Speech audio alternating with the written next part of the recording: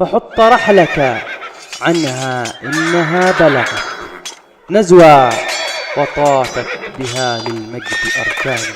انزل فديتك عنها إن حاجتها عدل وفضل وإنصاف وإحسان. وإذا ما عرجت إلى منطقة صعال من الناحية الشمالية الشرقية ستجد مساجد العباد رابضة تحت سفوح الجبال، ومن الجهة الغربية منها يقابلك مسجد الإمام محمد بن إسماعيل، وهو مسجد أثري، وقد قامت وزارة التراث والثقافة بترميمه والمحافظة عليه من الاندثار.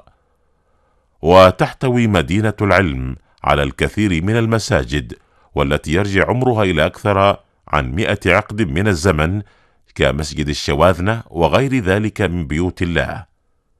هنيئا لأهل نزوى بهذه المدينة، وهنيئا للدولة العمانية بهذه الجوهرة الثمينة.